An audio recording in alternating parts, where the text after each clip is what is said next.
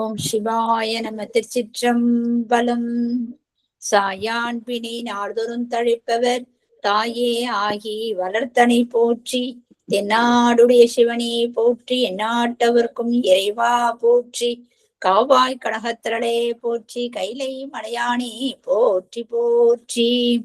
அருள்மிகு உண்ணாமலை சமேத அண்ணாமலையார் திருவடிகள் போற்றி போற்றி. திருத்தணி முருகப்பெருமான் மலரடிகள் போற்றி போற்றி. அருள்மிகு சிவகாமி அம்பாள் சமேத அருள் ஜோதி நாதனே திருவடிகள் போற்றி போற்றி. அனைத்து அடியார்களுக்கும் திருவடி வணக்கம். குருவே சரணம். தெளிவு குருவின் திருமேனி காண்டல், தெளிவு குருவின் திருநாமம் செப்பல், தெளிவு குருவின் திருவார்த்தை கேட்டல், தெளிவு குரு ஒரு சிந்தித்தல் தானே, தெளிவு குரு ஒரு சிந்தித்தல் தானே. திருச்சிற்றம்பலம். ஐயா வாருங்கள் ஐயா, நீங்க ஆரம்பிக்கலாங்க ஐயா. சிவாய நம. நம பார்வதிபதே. ஹரஹர மகாதேவா. தென்னாடுடைய சிவனே போற்றி. எந்நாட்டவர்க்கும் இறைவா போற்றி. காவாய் கனகத் திரளே போற்றி. கைலை மலையானே போற்றி போற்றி. ஒளியான திருமேனி உமிழ்தானம் மிகமேவும், கலியார வரும் யானை கழல் நாளும் மறவாமல், அழியாலும் மலர்தூவும் அடியார்கள் உளமான, வெளியாகும் வலிதாய வினை கூட நினையாவே.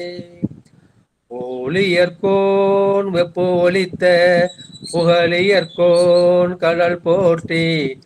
ஆலிமிசை கல்மிதப்பில் அணைந்த பிரானடி போற்றி. வாலி திருநாவலோ வன் தொண்டர் பதம் போற்றி. ஒளிமலி திருவாத ஊரர் திரு தாள் போற்றி.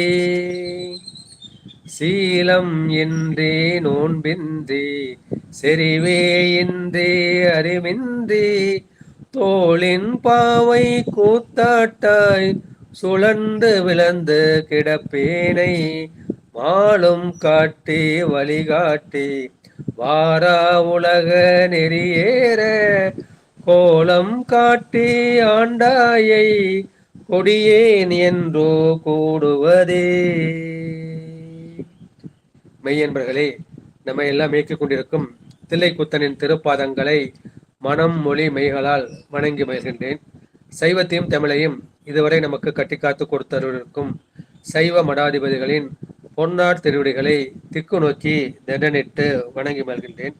இந்த இணையத்தில் இணைந்திருக்கும் அடியார் குடிமக்களின் திருவடிகளை சிவனடியாக எண்ணி என் சென்னி மீது சுட்டி கொண்டு, இன்றைய திருமந்திர சிந்தனையில் 3ஆம் தந்திரத்தில் 15வது தலைப்பாகிய ஆயுள் பரீட்சை என்ற தலைப்பில் இன்று சிந்திப்பதற்கு திருவருளும் குருவருளும் நமக்கு துணை கூட்டியுள்ளது.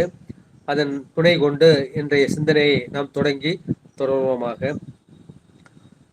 நமக்குன்னு பெருமான் என்ன பண்ணியிருக்கார், ஒரு ஆயுள் எல்லையை கணக்கு பண்ணியிருக்காரு. அந்த ஆயுள் எல்லை எதன் அடிப்படையில் பெருமான் வச்சிருக்காரு அப்படின்னா, நம்முடைய பிராரப்த கர்மம். இந்த ஜென்மத்துல நம்ம என்னென்ன வினைகளை ஆண்டு அனுபவிக்க வேண்டுமோ, இந்த பிராரப்த கர்மத்தை முழுமையாக அனுபவிக்கும் வரையில் நமது ஆயுள் இருந்து கொண்டே இருக்கும். எனவே அந்த பிராரப்த கர்மையை புசிப்பதற்காக, அதன் போகத்தை அனுபவிப்பதற்காக பெருமான் இந்த உடம்பை கொடுத்திருக்கின்றார். இந்த உடம்பு மாயையால் ஆனது. இதற்கு ஒரு கால எல்லை உண்டு. அந்த கால எல்லையை தான் நாம் என்ன செய்கிறோம், நமது ஆயுள் என்று சொல்லியிருக்கின்றோம். உதாரணமாக மார்க்கண்டேயனுக்கு 16 வயது வரை ஆயுள் என்று அந்த பிரம்மன் நிர்ணயித்திருந்தான். உடனே நம்முடைய மார்க்கண்டேயன் என்ன செய்தார், அவர் தன்னுடைய தாய் தந்தையின் முகக்கவலையை கொண்டு 16வது வருஷம் தன்னுடைய ஆயுள் முடிந்துவிடும் என்பதை அடைந்து அவர் சிவபூஜை செய்து கொண்டே போனார். சிவபூஜை செய்யும் போது இந்த திருக்கடவுள் தளத்திற்கு வரும்போது அவரது 16வது ஆயுள் முடிகின்றது. அப்போது காலன் தன்னுடைய பாசக்கயிற்றை வீசுகின்றான். அந்த கயிறு மார்க்கண்டேயர் மேலேயும் படுது, சிவலிங்கத்தின் மேலேயும் படுகின்றது. இந்த பெருமான் அந்த லிங்கத்திலிருந்து வெளிப்பட்டு காலனை இடது காலால் உதைக்கின்றான். காலன் மாகின்றான். கால எல்லை காலனுடைய கால எல்லை முடிந்து விடுகின்றது.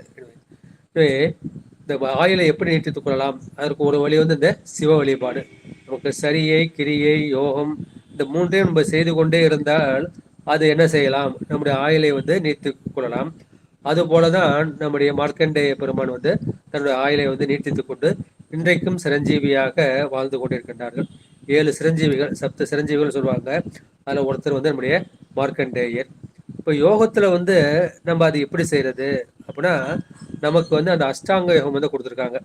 இந்த அஷ்டாங்க யோகத்துல வந்து இந்த பிராணாயாமம், நம்முடைய ஆயுள் வந்து யோகத்துல எப்படி முடிவு செய்யப்படுகிறதுனா, ஒவ்வொருவரும் பிறக்கும் போது இவருக்கு வந்து இத்தனை மூச்சுன்னு கணக்கு இருக்கு. எனவே நம்ம என்ன செய்யலாம்? அந்த மூச்சை வந்து நீட்டித்துக் கொள்ளலாம். உதாரணமாக பார்க்க போனோம் அப்போ நமக்கு வந்து ஒரு நிமிஷத்துக்கு வந்து 16 மூச்சு வந்து இருக்கின்றது. அந்த 16 மூச்சை என்ன செய்யலாம்? அதை வந்து நம்ம வந்து 12 குறைச்சோம் அப்படின்னா நம்ம ஆயுள் வந்து இன்னொரு 25 வருஷம் வந்து குறையும். இதே வந்து நம்ம 4 குறைச்சோம் அப்படின்னா 300 வயசு வரைக்கும் வாழலாம். இப்போ மூச்சை வந்து இந்த கேவல கும்பகத்தில் அடக்கணும் அப்படின்னா நமக்கு வந்து என்னைக்கு நம்ம வந்து உயிரோடு இருக்கலாம்.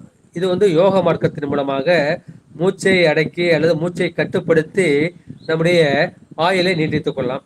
ஏன் இந்த மாதிரி நம்ம ஆயுளை போய் நீட்டித்துக்கணும் அப்படின்னா, நம்ம எடுத்த இந்த பிறவியில பெருமான் இந்த திருவடியை கூட வேண்டும். திருவடியை கூடுவதற்காக தான் பெருமான் வந்து இந்த படைப்பை வந்து கொடுத்திருக்கிறாரு.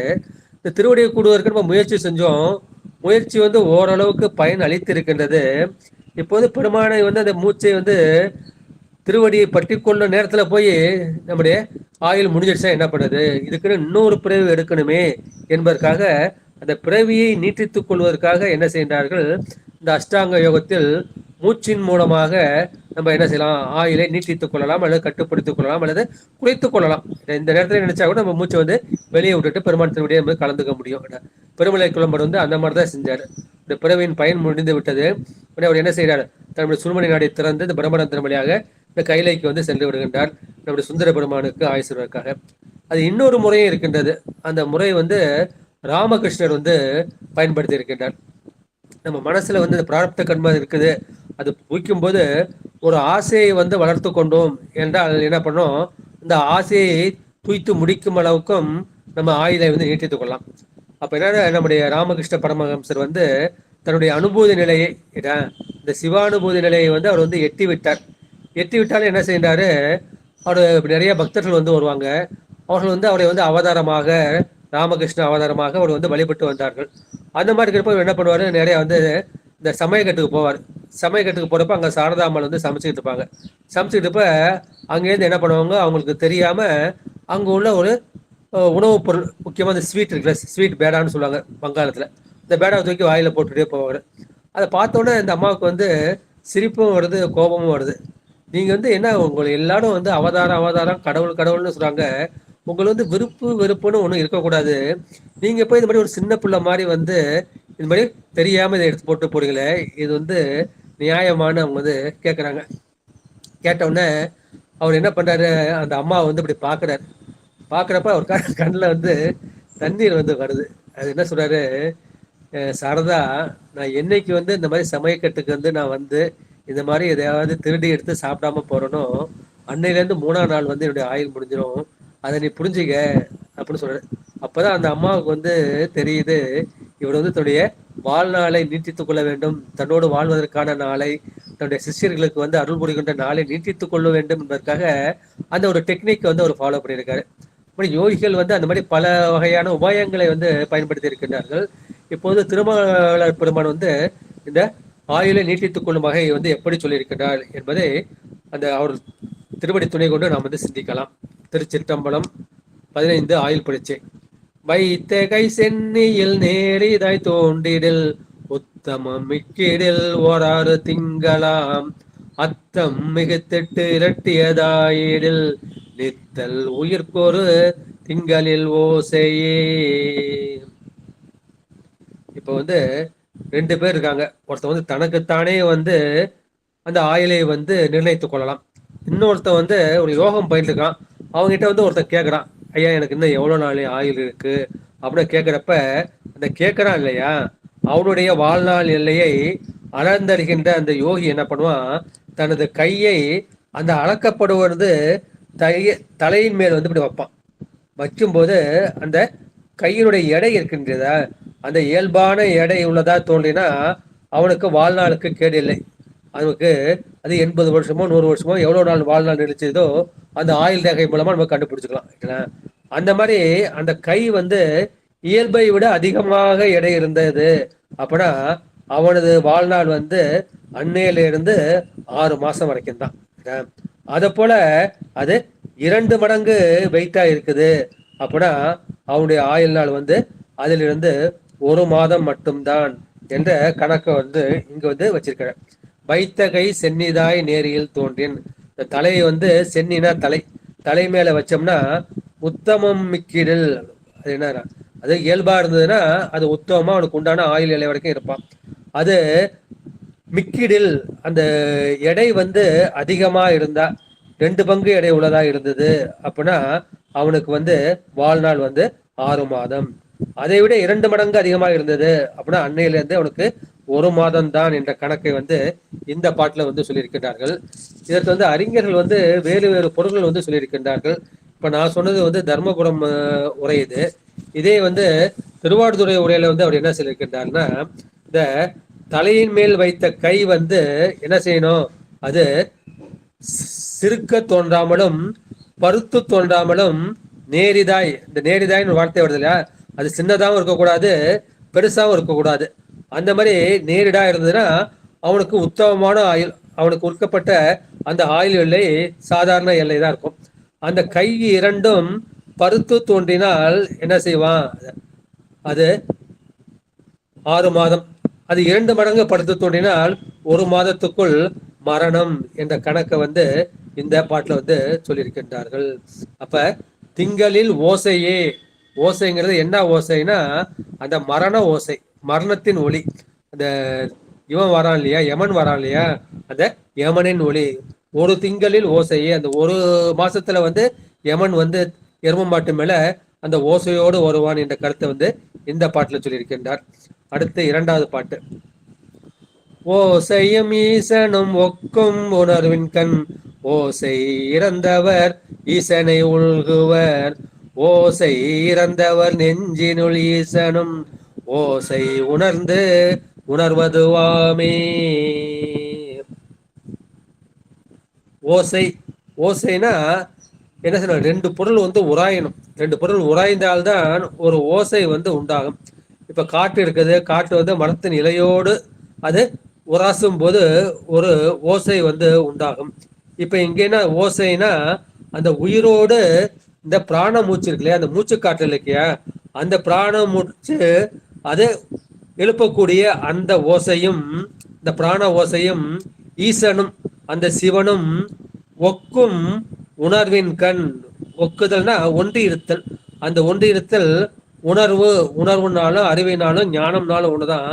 அந்த ஒன்றிய ஞானத்தில் ஓசை இறந்தவர் ஈசனை உள்குவார்.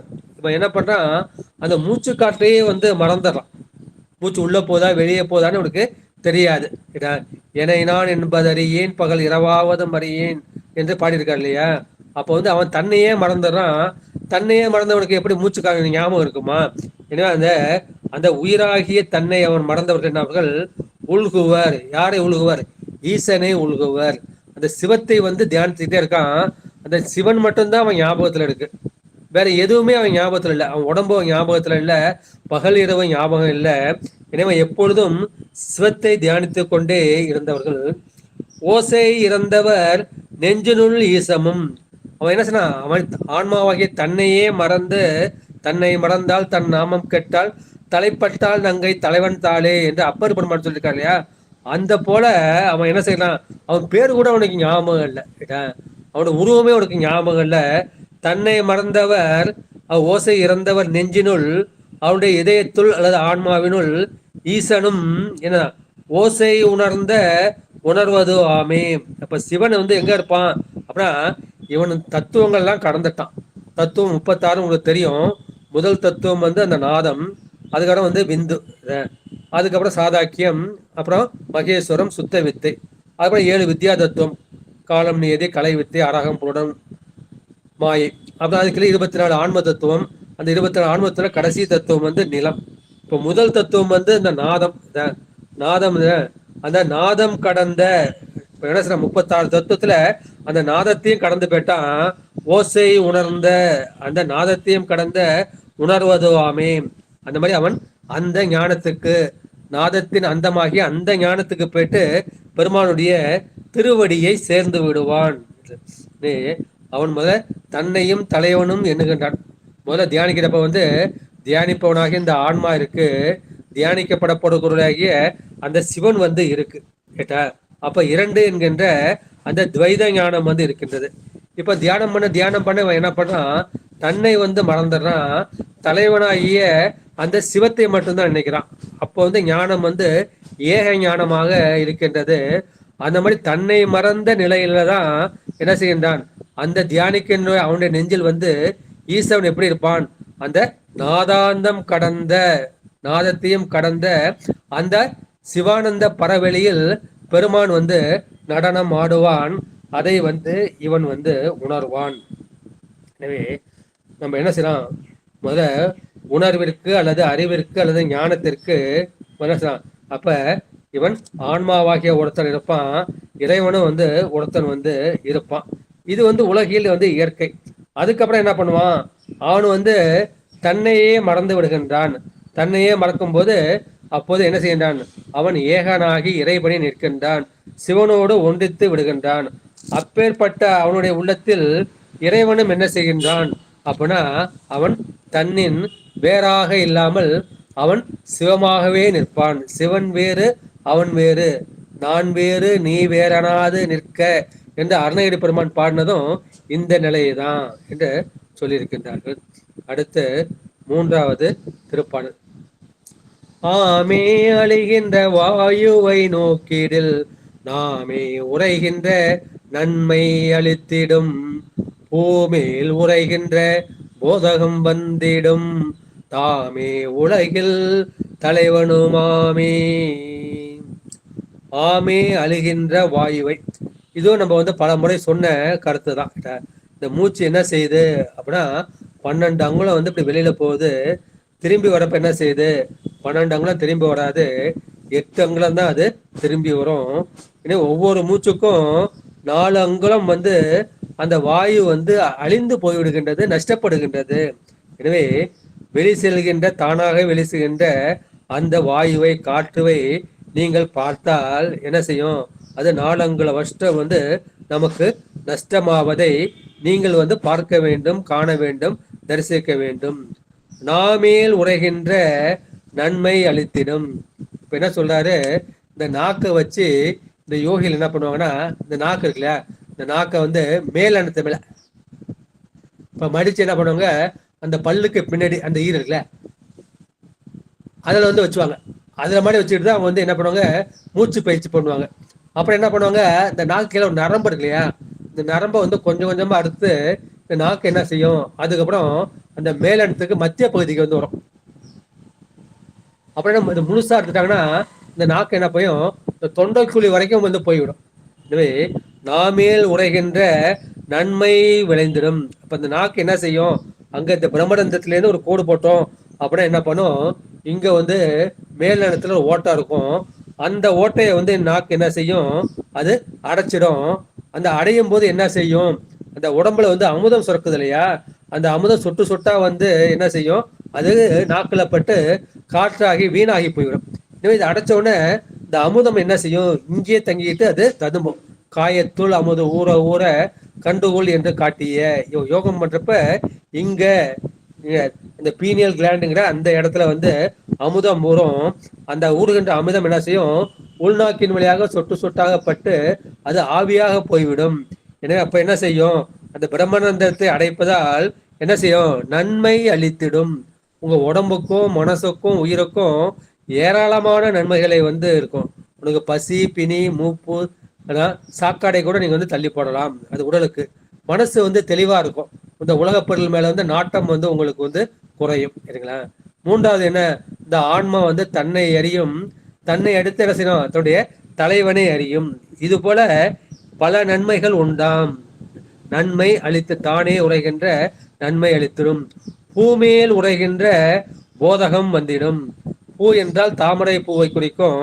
இங்க தாமரை பூ எதுனா இந்த சகசிராரத்தில் உள்ள 1000 இதழ் தாமரை, சகசிரதல தாமரை, 1000 இதழ் தாமரை.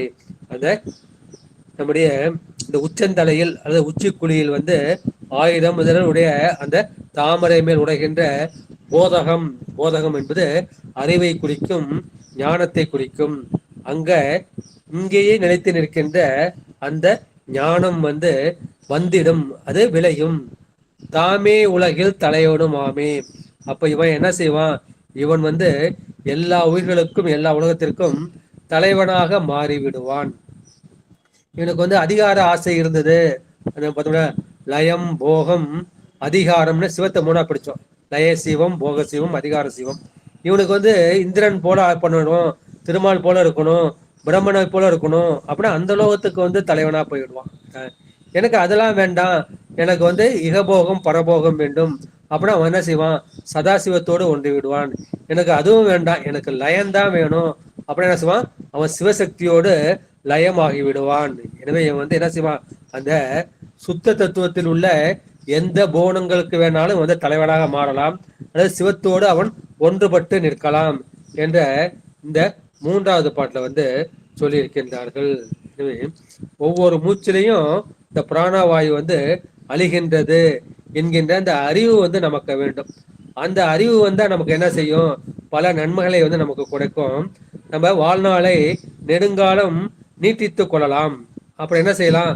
அந்த ஒவ்வொரு ஆதார கமங்களில் பல இறைவர்கள் இருக்கின்றார்கள். மூலாதாரத்துல நாளிதழ் தாமரையில கணபதி இருக்கின்றார். சுவாதிஷ்டானத்துல 6 இதழ் தாமரையில பிரம்மன் இருக்கின்றார். மணிப்புரகத்தில் 10 இதழ் தாமரையில அந்த திருமாலாகிய விஷ்ணு இருக்கின்றார். இந்த அனாகதமாகிய இந்த 12 இதழ் தாமரையில் ருத்ரன் இருக்கின்றார்.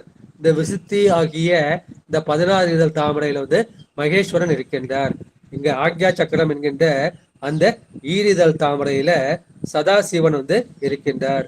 இங்க இந்த 1000 இதழ் தாமரை சகசிரத்துல அங்க பரசிவன் இருக்கின்றார். அந்த மாதிரி என்ன செய்கின்றார்? ஒவ்வொரு ஆதார கமங்களில் அங்க இருக்கக்கூடிய அந்த கடவுளை வழிபட்டு அவர்கள் கொடுக்கக்கூடிய அந்த ஞானமும் உங்களுக்கு கைவரும். அந்த ஞானம் கைவர பெற்றால் நீங்கள் என்ன செய்கின்றால்? நீங்களே அந்தந்த உலகத்திற்கு கடவுளாக மாறக்கூடிய அந்த பெருமையை பெருமான் உங்களுக்கு கொடுப்பார். எனவே இந்த வாயு பயிற்சி அல்லது ஆதார பயிற்சி என்ன செய்யும்? உங்களுக்கு அந்த தன்மையை உண்டாக்கும். அதன் மூலமாக உங்களுடைய ஆயுளை நீங்கள் நீட்டித்துக் கொள்ளலாம் என்ற கருத்தை என்ன செய்கிறார்? அந்த 3வது பாட்டுல சொல்லி இருக்கின்றார்கள். அடுத்து 4வது திருப்பாடல். தலைவன் இடம்பலம் சாதிப்பார் இல்லை, தலைவன் இடம்பலம் ஆயிடில் தையல், தலைவன் இடம்பலே தன்வழி அஞ்சில், தலைவன் இடம்பலம் தன்வழி நூறே. தலைவன் இடம்பலம் சாதிப்பார் இல்லை. தலைவன்னா யாரு? எனக்கு தலைவனாகிய, எனக்கு பதியாகிய, பசுபதியாகிய, எல்லா உயிர்களுக்கும் தலைவனாகிய அந்த பசுபதியாகிய சிவபெருமானுடைய அந்த திருவருளால், அந்த திருவருளால் என்ன செய்யறேன்? இடம் வளம் சாதிப்பார் இல்லை. இடது நாசி அல்லது இடநாடி, வலது நாசி அல்லது வளநாடி அல்லது பிங்கள நாடி, இதன் வழியாகிய அந்த மூச்சை கட்டுப்படுத்தி பயிலக்கூடிய தன்மையை அறிந்தவர்கள் யாரும் இல்லை. அந்த சாதனையை சாதிக்கக்கூடிய ஆட்கள் யாரும் இல்லை. தலைவலன் இடம்பலம் ஆயிடில் தையல். அந்த மாதிரி தையலாகிய, தையல்ங்கிறது பெண்ணை குறிக்கும். பெண் என்பது இடபாகத்தை குறிக்கும். இடபாகம் என்பது சந்திரநாடியை குறிக்கும். அந்த சந்திரநாடியாகிய அந்த இடைகளையும், அப்புறம் தலைவன், அந்த தலைவனாகிய சிவபெருமானுடைய நாடியாகிய அந்த சூரிய நாடியாகிய வளநாடி என்கின்ற அந்த பிங்கள நாடியும் என்ன செய்யும்? அந்த நின்று இயங்கும். அப்ப என்ன செய்யும்? அது அஞ்சில், தன்வழி அஞ்சில்னா 5 நாளிகை. ஒரு நாளிகை என்பது 24 நிமிடம். அந்த 5 நாளிகை என்ன செய்யும்? அந்த பிராணன் என்ன செய்யும்? இடம் வளம் மாறி செல்லும். 5 நாளிகைக்கு ஒரு தடவை என்ன செய்யும்? மூச்சு ஒரு மூச்சுலேருந்து இன்னொரு மூச்சு இடகலை பிங்களையா மாறும், பிங்களை இடகலையா மாறும். எனவே அந்த நாளிகையில் 5இல் பிராணம் என்ன செய்யும்? அது இடம் வாளமாக மாறி செல்லும். மாறி சென்று என்ன செய்யும்? அது படிப்படியா இந்த பாம்பு மாதிரி இப்படி பின்னி பின்னி படியுது இல்லையா, மூச்சு போயிட்டு அந்த 5வது நிலைக்கு என்ன செய்யும்? இங்க ஆங்கியா சக்கரத்துல வரும். ஆங்கியா சக்கரத்துல அங்க சதாசிவனும் மனோன்மணி இருக்காங்க. இப்ப மறுபடியும் என்ன செய்யும்? அங்க இருந்து மேல இருந்து கீழாக இப்படி இப்படி கீழே கீழே இறங்கி போறோம். அப்புறம் நாடி மாறும். நாடி மாதிரி இப்படி இப்படி இருந்து மறுபடியும் இங்க வந்து என்ன செய்யும்? அது மாதிரி அது ஆங்கியா சக்கரத்தில் உள்ள அந்த தலைவன் இடம் ஒன்றி என்ன செய்யும்? அது வன்மையுடன் வளப்பமாக மாறும். அந்த மாதிரி உனக்கு மூச்சு போச்சு அப்படின்னா உனக்கு ஆயுசு 100, தன் வலி 100. எனவே இறைவன் கொடுத்திருக்கின்றான். என்ன கொடுத்திருக்கிறான்? அந்த 72,000 நாடிகள். அந்த 72 நாடிகள்ல 3 நாடிகள் முக்கியமானது. அது இளநாடி என்கின்ற சந்திர நாடி, வளநாடி என்கின்ற பிங்கள நாடி அல்லது சூரிய நாடி. இந்த நாடிகளை பயன் உடையதாக மாற்றுகிற வரையில் நம்ம என்ன செய்யணும்? சாதனை செய்ய வேண்டும். அந்த மாதிரி சாதனை செய்பவர்கள் இந்த உலகத்தில் ரொம்ப சொற்பம், மிகவும் அரியவர்கள். அந்த நாடிகள் வந்து பயனுடையதாக நீங்கள் வந்து சாதனை செய்தால் அவற்றால் என்ன செய்யும்? அந்த 5ங்கிறப்ப 5 நாளிகைன்னு ஒரு கணக்கு சொல்லியா? இப்ப 5ங்கிறதுக்கு இந்த 5 இந்திரியங்கள், அந்த 5 ஞானேந்திரியங்கள், மெய், வாய், கண், மூக்கு, செவி என்ற அந்த 5ம் என்ன செய்யும்? உனக்கு வந்து வசப்படும். இப்ப நீ என்ன பண்ற? மனம் போன போக்குல நீ போற, இந்த புலன்கள் போற வழியில நீ வந்து போற. அப்ப என்ன செய்யும்? இந்த பஞ்சேந்திரியங்களும் உனக்கு வசப்படும். அந்த மாதிரி அவற்றை நீ வசப்படுத்திட்ட அந்த நிலையில் என்ன செய்யும்? அந்த சாதனையை நீ தொடர்ந்து செய்தால் உன்னுடைய வாழ்நாள் வந்து 100 ஆண்டுக்கும் மேலும் நீட்டித்துக் கொள்ளலாம் என்ற கருத்தை வந்து இந்த பாட்டுல வந்து சொல்லியிருக்கின்றார். எனவே இடைநாடி என்பது சக்தி நாடி, வளநாடி என்பது சிவநாடி. அது இரண்டும் இடம் வளமாக மாறி மாறி சென்று கொண்டே இருக்கும். அவற்றை நீங்கள் வந்து பயன்படுத்தினால் நீங்கள் என்ன செய்யலாம்? அந்த 5ஐயும் வசப்படுத்தலாம். அந்த 5 ஞானேந்திரியங்களையும் நீங்கள் பலப்படுத்தலாம் என்று காட்டுறது. இதே முதல்ல வாயுவை வந்து வசப்படுத்த வேண்டும். 2வது என்ன செய்யணும்? அந்த நாடிகளை வந்து வசப்படுத்த வேண்டும். 3வது என்ன? அந்த மாதிரி வசப்படுத்தினா இந்திரியம் வந்து உங்களுக்கு வந்து வசமாகும். அந்த இந்திரிய வசமானா உங்களுக்கு அந்த யோகா அனுபவம் கிட்டும். யோகா அனுபவம் கிட்டனா என்ன? இந்த மூலாத்துல கணபதி காட்சி கொடுப்பார், இங்க சகசிராரத்துல வந்து பரசிவன் காட்சி கொடுப்பார், இங்க வந்து சதாசிவன் காட்சி கொடுப்பார். இந்த யோகத்தின் பயன் வந்து நீங்கள் வந்து முதல்ல அந்த தெய்வங்களை வந்து தரிசிப்பது என்ற கருத்தை வந்து இந்த பாட்டுல வந்து நம்ம பார்க்கிறோம். அடுத்து 5வது திருப்பாடல். ஏரியாரினில் என்பது சென்றிடும், தேரிய ஏழில் சிறக்கும் வகை எண்ணில், 6 10 அமர்ந்த 2ஐயும் தேரியே நின்று தெளியு வகை.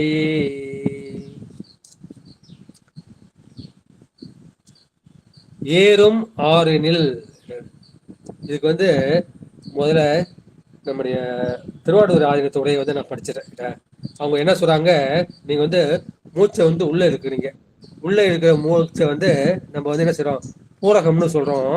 அந்த 6 விரல் அளவு அல்லது 6 எண்ணிக்கை அளவு நீங்கள் பிராணனை வந்து நீங்கள் பூரித்தால் அப்ப என்ன செய்யலாம்? 80 சென்றிடும். நீங்கள் வந்து 80 வருஷம் உயிர் வந்து வாழலாம். தேரிய ஏரில் சிறக்கும். அந்த மாதிரி 7 விரல் அளவு நீங்கள் வந்து மூச்சை பூரித்தால், உள்ளே இழுத்தால் அப்ப என்ன செய்யும்? நீங்க வந்து ஆயுசு கூடும்னு நினைக்கிறீங்க, ஆனா ஆயுசு வந்து இங்க வந்து குறையும். ஆயுசு வந்து 60 ஆண்டாக இருக்கும். எனவே நம்ம என்ன செய்யறோம்? அந்த பூரிக்கின்ற அளவை வந்து நம்ம அதிகப்படுத்தக்கூடாது. நம்ம ஏற்கனவே பார்த்தோம் இல்லையா? அது 16, 32, 64 ஒரு கணக்கு பார்த்தோம். ஏறுவது ஈரட்டு வாம்பத்தால். 16 அளவுக்கு நம்ம என்ன செய்யணும்? மூச்சை உள்ளுக்கு இழுக்கணும். 64 மாத்திரை அளவு உள்ள தங்கணும், கும்பகம் பண்ணும். 32 மாத்திரை அளவுக்கு அதான் மேக்சிமம் அளவு. நீ அதை தாண்டி நான் என்ன பண்றேன்? 6 அதிகமாக்குறேன், அப்படியே 7 அதிகமாக்குறேன் அப்படின்னா அதுக்கு உங்களுக்கு பூரிக்க என்ன செய்யும்? ஆயில் வந்து குறையும். 6 விரல் அளவு நீங்கள் வந்து பூரகம் செய்தால் 80 ஆண்டுகள். 7 விரல் அளவு நீங்கள் வந்து, ஏன்னா அந்த லங்ஸ் வந்து விரிஞ்சுக்கிட்டே போய் அப்புறம் சுருங்கக்கூடிய தன்மையை வந்து இழந்துரும். அது மேக்சிமம் வந்து ஒரு லிமிட் வச்சிருக்காங்க. அதான் 1:4:2 அந்த ரேஷியோ இதான். அது இல்லாம நீங்க வந்து 6 விரல் அளவுனா 80 வருஷம், 7 விரல் அளவுனா உங்களுக்கு வந்து 60 ஆண்டுகள் என்ற நிலை வந்து நீ என்ன செய்யணும், மூச்சை நான் என்ன கணக்குல சொல்லணும் அந்த கணக்குல வந்து சொல்லப்படும். இதை வந்து சரசாஸ்திரம். சரம்னா அசைவது, இங்க அசைவது வந்து இந்த மூச்சு. இந்த மூச்சு அசைவதை வச்சுட்டு இந்த கணக்கை வந்து சொல்லியிருக்கின்றார்கள். இது வந்து திருவாவடுதுறையில் உள்ள அந்த கருத்து. அடுத்து தர்மபுரத்துல வந்து இதுக்கு வந்து என்ன உரை செஞ்சிருக்காங்க அப்படின்னா வந்து இந்த பிராணவாயு வந்து என்ன செய்கிறார்கள், அது வலநாடி இடநாடி வழியா தான் அது மாறி மாறி வந்து போயிட்டு இருக்கு. 5 நாளைக்கு ஒரு தடவை என்ன செய்யும், அது மாறி மாறி போயிட்டு இருக்கும். அது என்ன செய்யும், அது நீ மூச்சு வந்து உள்ள போனாலும் சரி வெளில போனாலும் சரி, மூச்சு எப்படி சொல்ல 1 ஓம் 2 ஓம் 3 ஓம் 4 ஓம் 5 ஓம் 6 ஓம் ஓம்ங்கிற ஒரு கணக்கு வச்சுவாங்க மாத்திரைக்கு மேலே. இல்லை வந்து சிவாய நம சிவாய நம சிவாய ஒரு மந்திரத்தை வந்து கணிச்சுக்குவாங்க. அது 1 2 3 4 5 6 என்கின்ற எண்ணிக்கையில வந்து அது எத்தனை அளவுக்கு அது உள்ள போகுது, எத்தனை அளவுக்கு அது வெளியில போகுது அப்படின்னா அது 1லிருந்து 6 வரைக்கும் அது உள்ள போயிட்டு 1லிருந்து 6 வரைக்கும் வெளியே போனா அப்ப என்ன செய்யும், 80 ஆண்டு வரையில் நீங்கள் உயிரோடு இருக்கலாம். ஆனா அது வந்து 1 2 3 4 5 6 7 வரைக்கும் அது உள்ள போகுது, அது 7 வரைக்கும் வெளியே போகுது அப்படின்னா உங்களுடைய வாழ்நாள் வந்து 60 ஆண்டாக இருக்கும். எனவே என்ன செய்யும், இந்த இரண்டையும் உணர்ந்து நமக்கு எவ்வளவுக்கு மூச்சு வந்து உள்ள போகுதோ எவ்வளவுக்கு வந்து அது வெளில வருதோ அதெல்லாம் நமக்கு நஷ்டமாகுதுன்னு சொல்லி அதை நீ படிப்படியாக குறைக்கணும். 6ங்கிறது என்ன பண்ணுவது, 5ஆ மாத்தினா உனக்கு நீ 100 வருஷம் உயிரோடு வாழலாம். 4ன்னு மாத்தின அப்படின்னா நீ வந்து 120 வருஷம் இருக்கு நீ உயிரோடு வாழ்க்கலாம். எனவே அந்த இரண்டையும் உணர்ந்து எவ்வளவு வந்து உள்ள போகுது எவ்வளவு வெளியில வருகின்றது அந்த இரண்டையும் உணர்ந்து அது போல இடைநாடியின் வழியாக இயங்கக்கூடிய அந்த இயக்கம் என்ன செய்யலாம், அந்த இயக்கத்தை வந்து நீ குறைச்சே வரும். இப்ப மூச்சு வழியா என்ன சொல்றோம், ஏறுவது ஈரட்டு வாமத்தால். அவர் திருமணம் மட்டும் என்ன சொல்றாரு, எப்ப நீ மூச்சு எடுத்தாலும் சரி இடநாசி வழியாக இழு, ஏன்னா இது வந்து சக்தி நாடின்னு சொல்றாரு. எனவே அது எவ்வளவு வந்து நம்ம இழுக்க வேண்டும், அந்த இடைநாடின் வழி இயங்கக்கூடிய அந்த இயக்கம் என்ன செய்யும், அதை நீ படிப்படியாக நீ குறைத்து கொண்டே வந்தால் உன்னுடைய ஆயுள் வந்து நீட்டித்து கொண்டே போகும் என்று சொல்லியிருக்கின்றார்கள். எனவே இடைநாடி வழியாக தான் எப்பயும் நீ வந்து வாயுவை உட்கொள்ள வேண்டும், பிராணாயாமம் செய்ய வேண்டும். அந்த மாதிரி செய்தால்தான் உனக்கு வந்து என்ன செய்யும், சக்தி கிடைக்கும், வலிமை வந்து கிடைக்கும். அது இல்லாம நீ அதிகமா போன அப்படின்னா உனக்கு உடல் வலிமை வந்து குன்றும், உனக்கு ஆயுளும் குன்றும். எனவே என்ன பண்ணும், அந்த வலநாசி வழியா போறதை நீ கட்டுப்படுத்திக்க, இடநாசி வழியா போறதையும் நீ வந்து இதான் வந்து ஏறுவது ஈரட்டு வாமத்தால்னு சொல்லி இருக்கின்றார்கள். அதே போல வாமத்தில் ஈரட்டு மாத்திரை பூரித்து நம்ம பார்த்துருக்கோம், இந்த பிராணாயாமத்துல வந்து பார்த்துருக்கோம். இனிமேல் எப்போ பண்ணாலும் சரி இவர் சொல்றது என்ன, இடநாடி வழியா வந்தபடி மூச்சை இழுக்கணும். அப்புறம் என்ன செய்யணும், மூச்சை உள்ள நிறுத்தணும். அப்புறம் வளநாடி வழியா மூச்சை வந்து வெளில விடணும். மறுபடியும் என்ன நாடி சித்திரம் என்ன பண்ணுவோம், இது வழியே இழுப்போம், அந்த மாதிரி இருக்கக்கூடாது. இப்போ இது இழுத்துட்டே வேணும், மறுபடியும் இங்கேதான் மூச்சு இழுக்கணும். இது வழியா இழுத்து இது வழியா விடணும், மறுபடி இது வழியா இழுக்கணும், இது வழியா விடணும். நாடி சுத்தம் என்ன பண்ணுவோம், இப்படி இழுத்து இப்படி விட்டு மறுபடியும் இது வழியா எடுத்து இது விடுவோம். அது நாடி சுத்திக்கு சரி. ஆனா பிராணாயாமம் பண்றப்ப என்ன செய்யணும், அது இடநாடி வழியாக இழுத்து கும்பித்து வலநாடி வழியாக வெளியே விட்டுட்டு தேசம் பண்ணிட்டு மறுபடியும் என்ன செய்யணும், வலநாடி இப்படி சுத்திட்டே வரணும், இப்படி சுத்தா அது போயிட்டு இருக்கணும். இதுதான் திருமணுடைய அந்த பிராணாயாம கணக்கு. எனவே இந்த சர ஓட்டத்தால் வாழ்நாள் எல்லையை நாம் நீட்டித்துக் கொள்ளலாம் என்ற கருத்தை வந்து 5வது பாட்டு சொல்லியிருக்காரு. அடுத்து 6வது திருப்பாடல். இவ்வகை 8ம் இடம்பெற ஓடிடில் அவ்வகை 50 என்ன அறியலாம், செவ்வகை 9ம் சேரவே நின்றிடில் மூவகையாமது 33.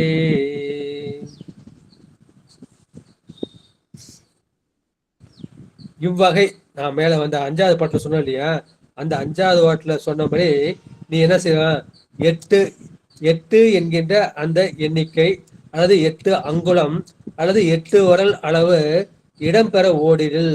அப்ப என்ன செய்யும், அது மூச்சு 8 எண்ணிக்கைக்கு போகுது அப்படின்னா நம்ம என்ன செய்யணும், ஏற்கனவே 80ன்னு பார்த்தோம், இப்போ 60ன்னு பார்த்தோம். இப்போ 8 எண்ணிக்கை ஓடுச்சு என்ன பண்ணும், அப்போ வந்து ஆயுள் வந்து 50 ஆகிவிடும். உன் ஆயுஷ் வந்து 50 ஆண்டு என்று அறியலாம். அப்ப இது மேல என்ன செய்யற, நீ 9 எண்ணிக்கைக்கு நீ இழுக்கிற அப்படின்னா என்ன செய்யணும், உன்னுடைய ஆயுஷ் வந்து 33 வயசு தான். என்ன செய்யணும், அந்த இளநாடி வழியா போடக்கூடிய அந்த மூச்சை வந்து நீ கட்டுப்படுத்தினால் உன்னுடைய ஆயுளை வந்து நீட்டித்துக் கொள்ளலாம். அதுல எண்ணிக்கை அதிகமாக அதிகமாக அதன் நீளம் வந்து அதிகமாக அதிகமாக என்னையும் உனக்கு ஆயுசு குறையும். பார்த்தோம் இல்லையா?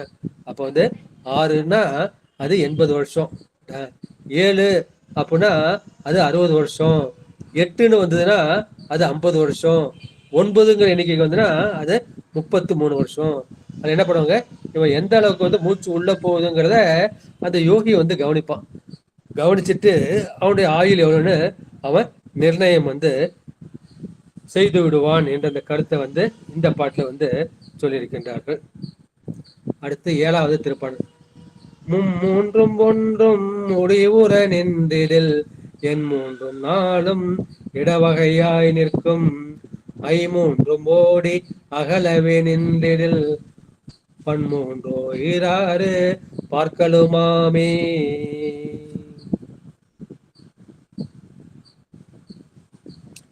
மும்மூன்றும் ஒன்று, மும்மூன்றும் ஒன்று, 3 3 9, அது 9 கூட 1 சேர்த்தா 10. அந்த 10 விரல் அளவு இவன் போனுச்சு அப்படின்னா இவன் ஆயுசு எவ்வளவு அப்படின்னா 28. எண் மூன்றும் நாளும் 8 3 24, அது கூட 4 சேர்த்தா 28. எனவே என்ன செய்யறான், மும்மூன்றும் ஒன்றும் 10 விரல் அளவுக்கு 10 அங்குல அளவுக்கு அந்த மூச்சு உள்ள போச்சு அப்படின்னா அவன் ஆயுசு வந்து 28 ஆண்டுகள். அப்புறம் ஐமூன்றும் ஓடி, ஐமூணு 15, இப்போ 10 தாண்டி 15க்கு போயிடுச்சு அப்படின்னா மண்மூன்று ஈராறு பார்க்கலாமே.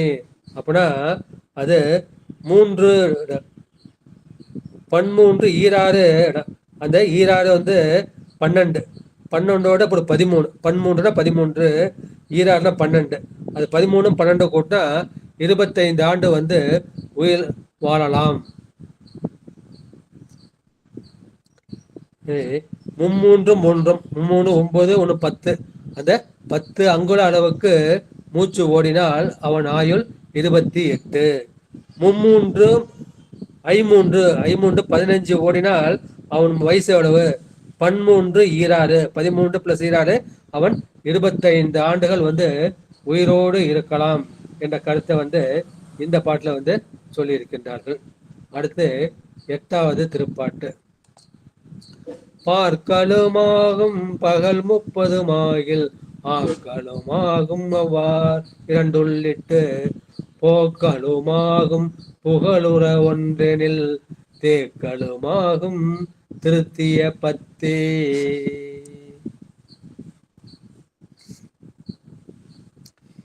இது வரைக்கும் நம்ம ஆயுசு சொன்னாரு. இப்ப இந்த பாட்டுல இருந்து, இந்த 8வது பாட்டுல இருந்து 13 பாட்டுகள், மொத்தம் 20 பாட்டு இந்த இதுல இருக்கு. ஏன்னா இதுல இருந்து இந்த 13 மந்திரங்கள்ல வந்து அந்த நாடி இயக்கம், அந்த பிராணாயாமம், பிரத்யாகாரம், தாரணை, தியானம், சமாதி என்கின்ற அந்த ஐவகை நிலையாக இந்த காலம் வேற்றுமை ஆகிறது என்ற கருத்தை வந்து இந்த பாட்டுல சொல்லிருக்காரு. பார்க்கலுமாகும் பகல் 30 ஆகில். நமக்கு வந்து பகல்ல வந்து 30 நாளிகை இருக்கு, இரவுல வந்து 30 நாளிகை இருக்கு. எனவே அந்த ஒரு நாள் முழுவதும் நமக்கு வந்து 60 நாளிகை. அந்த ஒரு நாள் முழுவதும் என்ன செய்யல, அங்க 12 மாத்திரை காலம். அந்த பகல் பொழுது என்ன பண்ணும், 12 மாத்திரை காலம் நீ என்ன செய்யணும், ஆக்களுமாகும் 6 2 உள்விட்டு, அந்த 12 மாத்திரை 6 2 12 மாத்திரை அளவு நீ வாயுவை வந்து பூரித்து, பூரித்தல்னா உள்ள இழுப்பது, அந்த வாயுவை வந்து பூரித்து உள் நிறுத்தி என்ன செய்யணும், அது 10 மாத்திரை அளவு உள்ளே நிறுத்த வேண்டும். 12 மாத்திரை வந்து நீ வந்து மூச்சை உள்ள இழுக்கணும், அதை 10 மாத்திரை அளவுக்கு உள்ளே நிறுத்தி கொண்டு அப்ப என்ன செய்யும், அந்த பூரித்த நாடின் ஒன்றின் வழியாக நீ என்ன செய்யணும், 2 மாத்திரை அளவுக்கு ரேசகம் செய்தால் அப்ப என்ன செய்யும், அது உனக்கு பிரத்யாகாரம் மாறிவிடும். ஏற்கனவே வந்து யமம், நியமம், ஆசனம், பிராணாயாமம், அப்புறம் வந்து பிரத்யாகாரம்னு பார்த்தோம். எனவே நம்ம என்ன செய்யணும், 12 மாத்திரை அளவுக்கு மூச்சு வந்து உள்ளே இழுக்கணும், அதை வந்து 10 மாத்திரை வந்து நிறுத்தணும். அந்த நிறுத்தினத 2 மாத்திரை அளவுக்கு நிறுத்தினா அது வந்து உனக்கு வந்து ஒரு பிரத்யாகாரம். பிரத்யாகாரம்னா அந்த மனசு வந்து ஒரு ஆதாரத்துல நிலை நிற்று.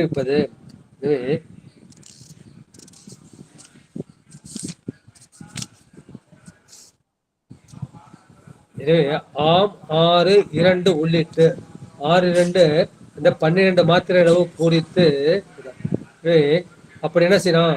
அப்ப 10 மாத்திரை அளவு அதை உள்ளே நிறுத்தி 2 மாத்திரை அளவுக்கு நீங்கள் வெளியே விட்டால் அப்ப என்ன செய்யும்? அது உங்களுக்கு ஒரு பிரத்யாகார பலனை வந்து உங்களுக்கு கொடுக்கும் என்ற கருத்தை வந்து இந்த பாட்டுல வந்து சொல்லியிருக்கின்றார்கள். இதுக்கு வந்து நம்முடைய தர்மபுரம் முறை அது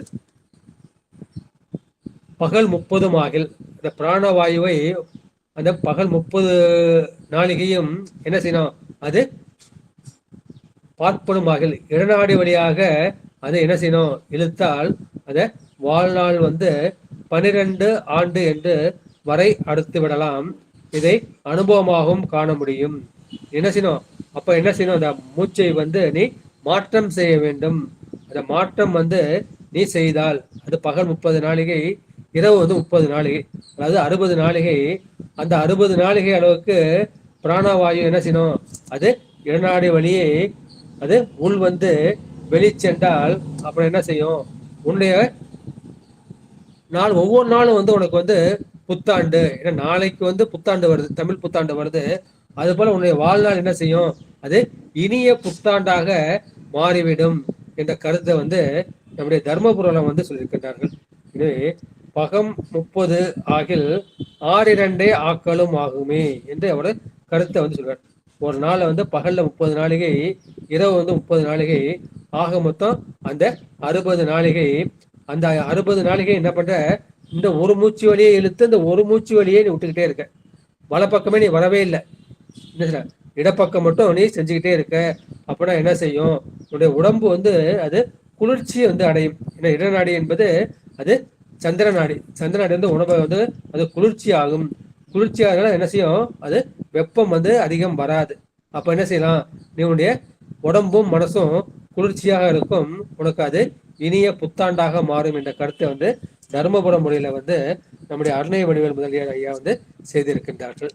அடுத்து 9வது திருப்பாடல்.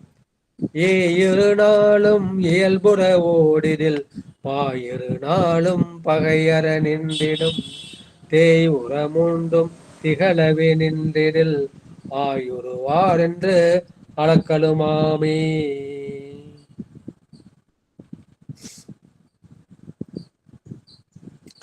அந்த 60 நாளிகை வரைக்கும் நீ என்ன செய்ற?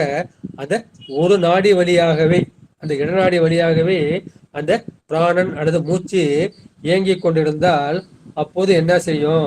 அதுல பாயுரு, இந்த 2வது வரி இல்லையா? பாயிரு நாளும், அதுல பாயுருங்கிறது அந்த மலத்துவாரத்தை வந்து குடிக்கும். அந்த மலத்துவாரம் வழியாக தான் நம்ம என்ன செய்யும்?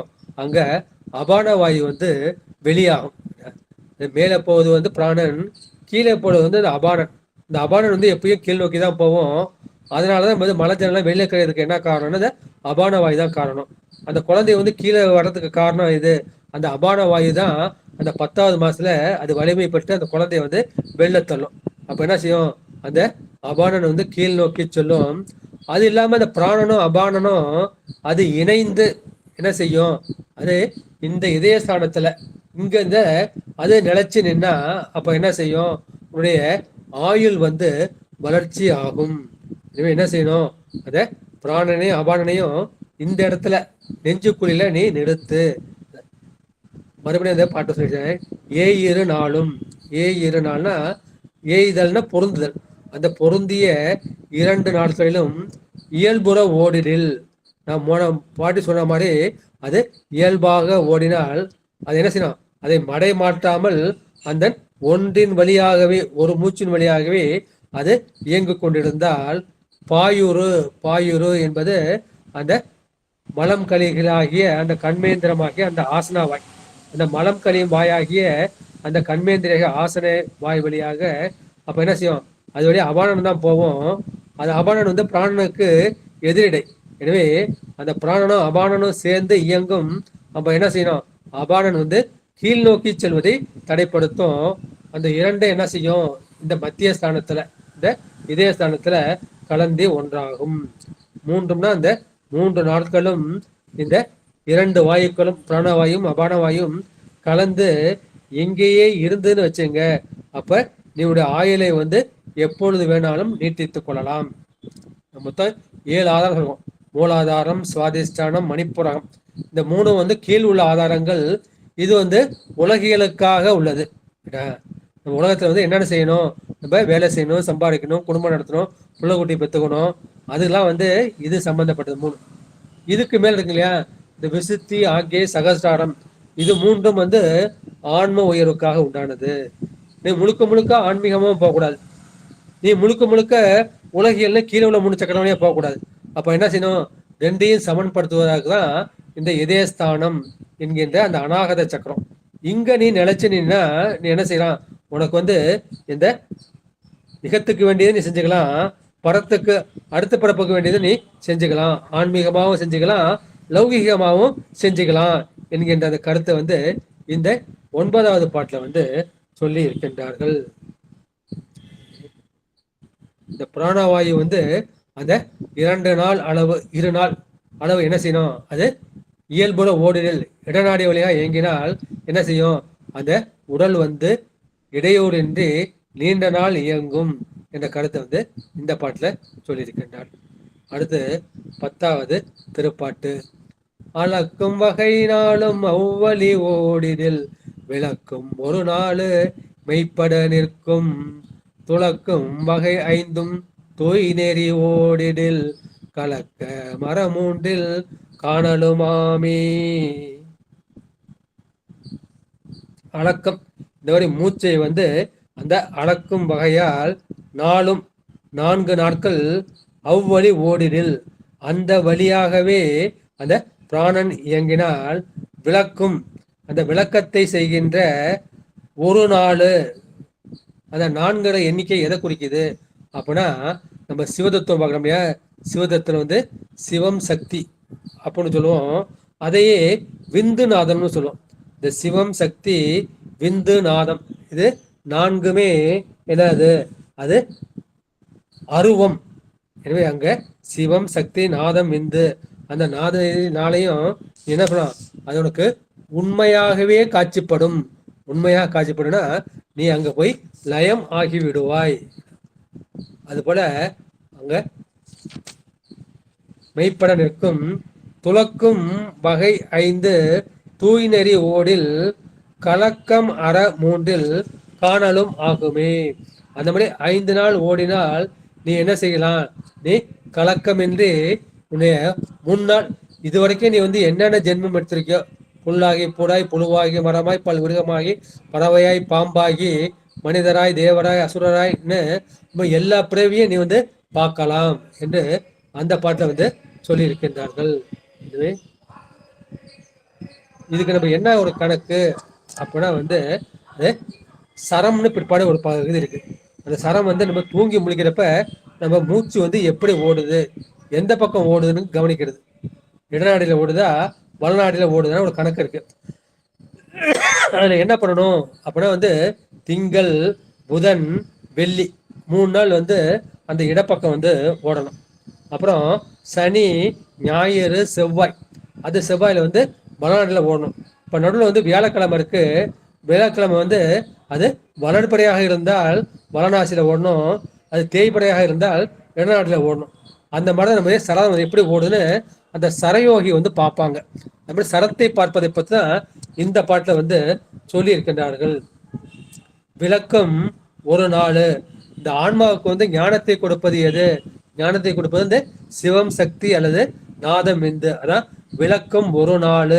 இந்த ஆன்மாவிற்கு ஞான விளக்கத்தை தரக்கூடிய சிவம் சக்தி நாதம் விந்து என்ற 4 தத்துவங்களும் அது மெய்ப்பட உண்மையாக நீ தரிசிப்பாய். அது துளக்கும் வகை. துளக்குதல்னா அதை வந்து நன்றாக விளக்குதல், அது அசைதல். அந்த மாதிரி 5 நாள் வரை இந்த பிராணாயாமம் இந்த மாதிரி நீ செஞ்சா அது நடுக்கம் உண்டாகும். அப்போ உடம்பு வந்து ஒரு மயிர்கூச்சல் வந்து உண்டாகும். அப்போது தூய்நெறி என தூய்மையான நெறியாகிய அந்த சுத்தமான நெறியாகிய அந்த சுடுமுனை திறக்கும் என்ற அந்த கருத்தை வந்து இந்த பாட்டுல சொல்லியிருக்கின்றார்கள். எனவே நீ வாழ்நாளே இந்த பாட்டு சுழுமுனை நாடி தான் சொல்றாங்க இல்லையா? அந்த பாட்டுல சுழுமுனை நாடி சொல்றாங்க. ஆமாமா, தூய் நெறிங்க சுழுமுனை நாடி. ஏன்னா இப்போ உனக்கு வந்து ஞானம் வந்துருச்சு. ஞானம் வரணும்னா சுழுமுனை நாடி வந்து திறக்கணும். அப்பதான் சிவம் சக்தி நாதம் என்று வந்து பார்க்க முடியும்.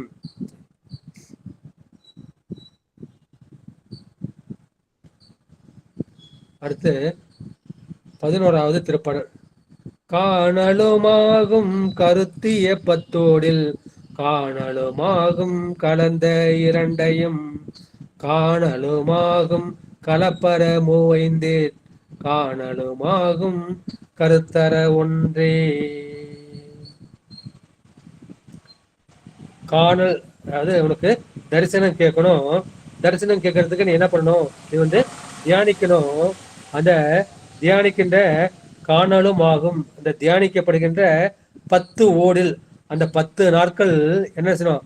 இந்த பிராணன் வந்து மேற்சொன்னவாறு நீங்கள் இயங்கினால் அப்போது சிவமும் சக்தியுமாகிய அந்த இரு பொருள்களையும் காணலுமாகும் கலந்த இரண்டையும், இந்த சிவமும் சக்தியும் கலந்திருக்கின்ற அந்த இரு பொருள்களையும் நீங்கள் தரிசிக்கலாம். காணலுமாகும் கலப்பர மூவைந்து ஏற, அவ்வண்ணம் கலந்த தன்மையை நீங்க என்ன செய்யணும்? அதை 15 நாட்கள் சமாதி கூடி அதையே நினைச்சு 15 நாள் சமாதியில இருந்துச்சுன்னா அப்ப என்ன செய்யலாம்? காணலுமாகும் கருத்தர ஒன்றே. இப்ப சிவம் சக்தின்னு 2 இருக்கு. அப்ப என்ன செய்யும்? அந்த 15 நாள் நீ அந்த மாதிரி சமாதியில தியானத்துல இருந்தீங்கன்னா அந்த சக்தி போய் சிவத்துக்கிட்ட போய் ஒடுங்கிடும். அப்ப நீ என்ன பார்ப்ப? அந்த சிவம் ஒன்றையே தரிசிக்கலாம். இப்ப வந்து ஏற்கனவே சிவசக்தியை பார்த்த, இப்ப சக்தி சிவத்துக்கிட்ட ஒடுங்கிடும். அப்ப நீ வந்து சிவத்தை மட்டும் தரிசிக்கலாம் என்ற கருத்தை வந்து இந்த பாட்டுல சொல்லியிருக்கின்றார்கள். முதல்ல சிவம் இருக்கு, சக்தி இருக்கு, காண்பவனாகிய ஆன்மாவாகிய நான் இருக்கின்றேன். இப்ப நான் என்ன காண்பவனாகிய நான் வந்து போய் திருவுடல் சக்தியில போய் ஒடுங்கிடும். இந்த திருவுடல் சக்தி போய் சிவத்துல ஒடுங்கிடும். இப்ப சிவம் மட்டும்தான் பாக்கி இருக்கும். அந்த ஒன்று மட்டும்தான் அது பாக்கி இருக்கும். எனவே அந்த 10 நாட்கள் வந்து இந்த மாதிரி நீங்கள் தியானித்தால் அப்ப சிவத்தையும் சக்தியையும் அந்த 2 பொருள்களையும் தரிசிக்கலாம். அந்த மாதிரி 2ம் கலந்த அந்த தன்மையை நீங்கள் என்ன செய்யணும்? 15 நாட்கள் தியானித்தால் அப்போது சக்தி போய் சிவத்திடம் ஒன்றிடும். சிவம் ஒன்றையே நீங்கள் தரிசிக்கலாம் என்ற கருத்தை வந்து இந்த பாட்டுல வந்து சொல்லி இருக்கின்றார்கள். கருத்தர ஒன்றே.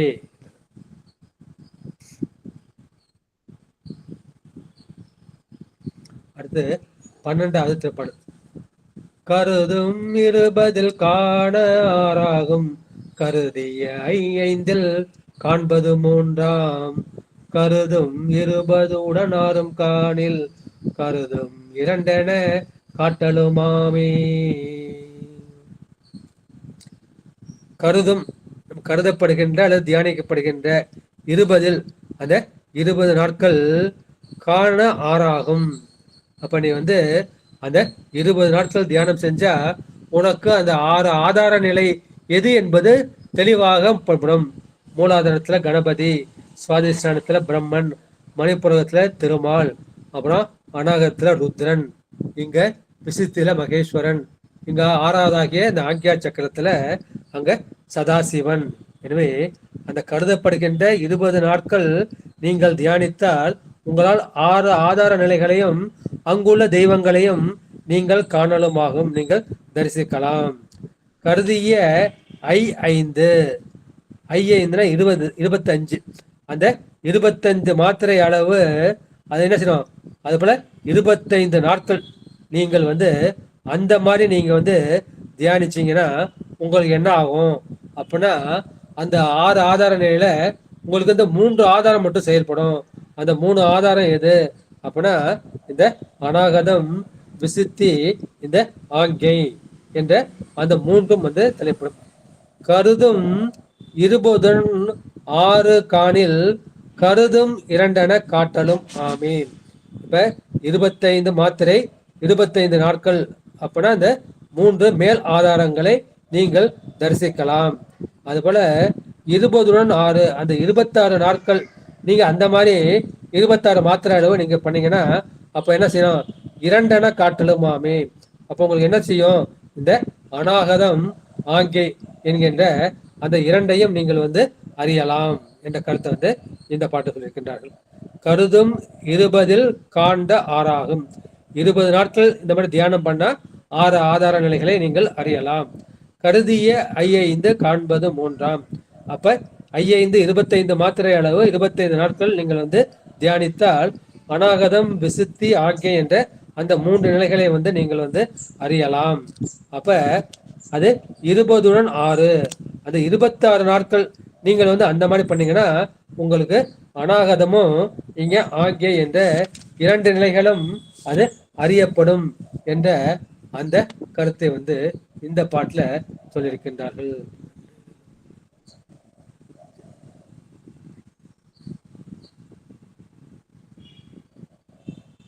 அடுத்து 13வது பாட்டு.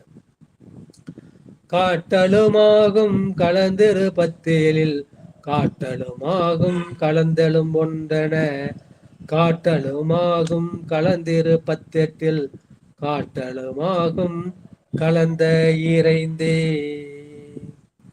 காட்டலுமாகும் கலந்து 27 அந்த மாதிரி முதல்ல 25 சொன்னாரு, இப்ப 26 சொன்னாரு, இப்ப 27 சொல்றாரு. அந்த 27 நாட்கள் நீங்கள் அந்த மாதிரி தியானம் செய்திருந்தால் அது என்ன செய்யும், ஆங்கை சக்கரமாகிய அந்த ஒன்றில் நீங்க என்ன செய்யலாம், அந்த சதாசிவனையே நீங்கள் பார்க்கலாம்.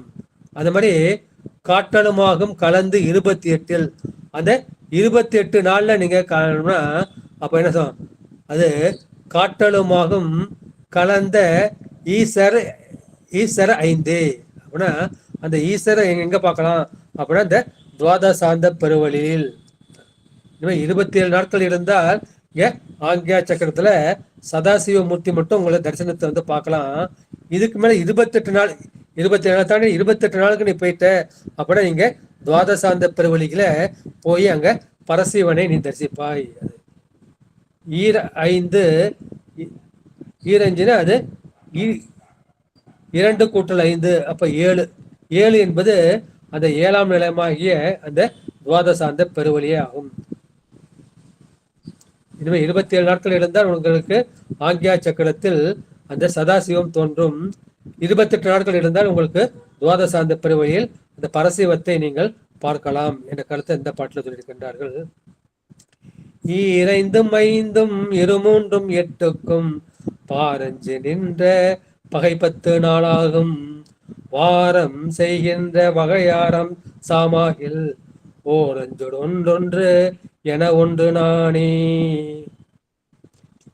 2 5 2 3 8 இப்ப 29வது நாளில் அப்ப என்ன பார் 5 பாராகிய இந்த உலகம் அஞ்சுவதற்கு ஏதுவாகிய அந்த வகை 10 நாளும் பகையாக அந்த 10 நாளிலாகும் வாரம் செய் அது முறையாக அல்லது வாரம் இயங்குகின்ற வகை 6 ஆகில் 6 30 அந்த நாள் 30 ஆகில் என்ன செய்யும், உனக்கு அந்த 7 ஆகும். அந்த 7த்தையும் நீ தரிசனம் பண்ணலாம். மூலாதாரம், சுவாதிஷ்டானம், மணிப்புரகம், மனாகதம், விசுத்தி ஆகிய சகசிராரம் என்கின்ற அந்த 7ஐயுமே நீங்கள் பார்க்கலாம் என்ற அந்த கருத்தை இந்த 14வது பாட்டுல சொல்லியிருக்கின்றார்கள். இதுல இது வரைக்கும் நான் என்ன பண்ணேன், தர்மபுரம் திருவாடுதுறை சேர்த்து படிச்சேன். இப்ப நான் என்ன பண்ணேன், திருவாடுதுறை ஆதீனத்தை அந்த உரையை மட்டும் சொல்றேன். ஏன்னா இதை சேர்த்து சொன்னோம்னா அங்க அர்த்தம் வேற மாதிரி சொல்லியிருக்காங்க. இப்போ குறைச்ச இந்த தெளிவு கூட நமக்கு அதுல கிடைக்காது. அதனால இப்போ நான் தர்மபுரையை விட்டுட்டு திருவாடுதுறை ஆதீனத்துல தண்டபாணி தேசிகர் ஐயா சொன்ன அந்த உரையை மட்டும் சொல்றேன். அருணவாயு அவருடைய உரையை நான் அந்த இடத்துல நான் சொல்றேன். அடுத்து 15 ஒன்றிய நாட்கள் ஒரு 31 கன்றிய நாளும் கருத்துரம் ஒன்றாகும் சென்றுயிர் நாளெட்டும் சேரவே நின்றிடன் மன்றியல்பாகும் மனையில் இரண்டே. ஒன்றிய நாட்கள் ஒரு 31 ஆனால், இந்த நாட்கள் 31 நாளாக ஒன்றினால் கன்றிய நாளும் கருத்துற 3ஆகும். அப்ப என்ன செய்யும்? அந்த மனம் பொருந்தி கன்றிய நாட்கள் 3ஆகும். சென்றுயிர் 4 சேரவே என்றிட. 4 என்ன 32. இது 32 நாட்கள் இயங்குகின்ற அந்த பிராணன் சென்று உயிர், அந்த உயிரோடு ஒன்றி நிற்குமாயின் மன்று இயல்பாகும் மனையில் இரண்டே. அந்த மனையாகிய அந்த உடலில் என்ன செய்யும்? அந்த இரண்டு ஆதாரமாகிய அந்த அநாகதமும் இந்த ஆங்கியா சக்கரமும் சிற்சபையாக விளங்கும். 31, அந்த 31 நாள் ஒன்றிய நாட்கள். அந்த பிராணாயாம பயிற்சியால் நீங்க அந்த தாரணை தியானம் அது நிற்பவர்களுக்கு அந்த நாட்கள் முழுவதும் என்ன செய்யும்? உங்களுக்கு அந்த விசுத்தித்தானத்தில் தாரணை விளங்கும். அந்த மாதிரி அதை 32 நாட்கள் நீங்க என்ன செய்யணும்? அந்த மாதிரி பண்ணீங்கன்னா அப்ப நீங்க என்ன மேல போன்னு நினைக்கிறீங்க, ஆனா எங்க செய்யும்? இதயத்துக்கு போம். அநாகதத்தில் விளங்கும். அநாகதம் என்பது நமக்கு பூஜாஸ்தானம், அங்க பெருமானை குறிக்கும். கண்டுதல் என்னன்னா, கண்டுதல்னா கருதுதல் அல்லது தியானித்தல். அந்த தாரணையால் தியானத்தால் கன்றி போன நாட்கள். அங்க மனையில் இரண்டே. மனை என்பது வீட்டாகிய இந்த உடலை குறிக்கும். இரண்டு என்பது அந்த இரண்டாகிய அந்த அநாகதம் இந்த ஆக்யா சக்கரம் இரண்டையும் குறிக்கும். அதுக்கு அடுத்த பாட்டு. மனையில் ஒன்றாகும் மாதமும் மூன்றும் சுனையில் ஒன்றாக துணித்தனன் நந்தி வினை அற ஓங்கி வெளி செய்து நின்றால் தனை உற நின்ற தலைவனுமாமே. மனையில் ஒன்றாகும் மாதம் மும்மூன்றாம். 3 மாதங்கள் 3 மாதங்கள் இந்த மாதிரி நீங்க தாரணை செய்தால் என்ன செய்யும்? இங்க ஆங்கியா சக்கரத்துல சதாசிவன் விளங்குவார். அப்பொழுது என்ன செய்யும்? அப்பொழுது அந்த பிரம்ம ரந்திரம் ஆகிய சுனையில் ஒன்றாக, இங்க ஒரு சுனைனா இந்த மானசரோவர், இதுதான் கைலாயம். இந்த கைலாயத்துல இங்க உள்ள அந்த சிஎஸ்எஃப் என்கின்ற செரிப்ரோஸ்பைனல் ஃப்ளூயிட் இருக்கு. மூளையை சுத்தி அந்த திரவம் இருக்கு. அதுதான் மானசரோவர், அதுதான் அந்த சுனை. அப்பொழுது அந்த பிரம்மரந்திரமாகிய அந்த சுனையில் என்ன செய்யும்? ஒன்று ஊறும். அந்த அமுதமாகிய ஒன்று ஊறும். இவ்வாறு யார் சொன்னா? நான் சொல்லல, என்னோட குருநாதனாகி அந்த சிவன் கூறினான். அந்த மாதிரி போறப்ப என்னாக்கும்? இந்த ஆன்மாவுக்கு உலகத்தொழில் அற்று போய்விடும். உலகத்தொழில் அற்று போனவன என்ன செய்யும்? இது உடலையும் தாண்டி இங்க துவாதசாந்தத்துக்கு, இந்த உச்சிக்கு மேல உள்ள இந்த 12 அங்குலத்துக்கு போயிடும். அங்க நீ தியானித்தால் அப்ப என்ன செய்யும்? இந்த பசுவாகிய இந்த ஆன்மா என்ன ஆகும்? அது பதியாக மாறிவிடும். சித்த மல மறுத்து பெருமான் என்னை சிவன் ஆக்கி விடுவான். இந்த மாதிரி 3 மாதங்கள் தாரணை செய்தால் இந்த ஆக்யா சக்கரத்துல சதாசிவன் காட்சி கொடுப்பான். சதாசிவன் காட்சி கொடுப்போம் என்ன செய்யும்? இந்த பிரம்மரந்திரமாகி இந்த உச்சிக்குழியாகி அங்க என்ன செய்யும்? அங்க ஒரு சுனை இருக்கின்றது, மானசரோட ஏரி இருக்கின்றது. அங்க அமுதம் ஊறும். அந்த மாதிரி அமுதம் ஊறும் என்று பெருமான் கூறினார். காயத்துள் அமுத ஊற ஊற கண்டுகோள் என்று காட்டிய மாணிக்கவாசகர் சொல்லியிருக்காரு. இந்த உடம்புலயே இந்த அமுதம் ஊறுது பார்ப்பா அப்படின்னு பெருமான் காமிச்சிருக்காரு. அந்த மாதிரி சிவன் எனக்கு கூறினான். அந்த மாதிரி போறப்ப என்ன செய்யும்? எனக்கு உலகத்துலேயே எடுத்து போய்விடும். இந்த உலகத்தை பத்தி நான் கவலைப்பட மாட்டேன். சாப்பாட்டுக்கு என்ன பண்றது, பொண்டாட்டி பிள்ளைக்கு என்ன பண்றது, அந்த நினைப்பெல்லாம் எனக்கு போயிடும். இந்த அட்டு போக ஏன்னா என்ன செய்யும்? இந்த ஆன்மா அறிவு இதெல்லாம் தாண்டி போயிட்டு துவாதசாந்த உடலையும் தாண்டி போயிடும். ஏன்னா உடல் எட்டு போச்சு. அங்க துவாதசாந்த பெருவழிக்கு போயிடும். அங்க போனா என்ன செய்யும்? இந்த பசுவாகிய நான் இந்த பதியாகிய தலைவனாக மாறிவிடுவேன். என்னை பெருமான் என்னை சிவமாக மாற்றி விடுவான் என்ற கருத்தை இந்த பாட்டில் அவர் சொல்லி இருக்கின்றார்கள். அடுத்த 17வது பாட்டு. ஆரும் அறியார் அழைக்கின்ற வன்னியை, ஆரும் அறியார் அழைக்கின்ற வாயுவை, ஆரும் அறியார் அழிகின்ற பொருள் ஆறும் அறியா அறிவருந்தேனே. யாராலும் அறியக்கூடாது, ஆறும் அறியா, யாராலும் அறியக்கூடாத அந்த அறிவை, அந்த அறிவுங்கிறது சிவஞானம் ஆகிய அந்த திருவுடல் ஞானத்தை நான் அறிந்தேன். எப்படி அறிந்தேன்? ஆறும் அறியார் அளக்கின்ற வன்னியை. இந்த பறவெளியில என்ன இருக்கு? வெளி ஆகாசத்துக்கு கீழே காத்து இருக்கு, காத்து கீழே வந்து நெருப்பு இருக்கு. வன்னிங்கிறது நெருப்பை குறிக்கும். அப்ப அந்த ஆகாசத்துல காற்றுல வந்து அக்னி வந்து கலந்து இருக்கின்றது.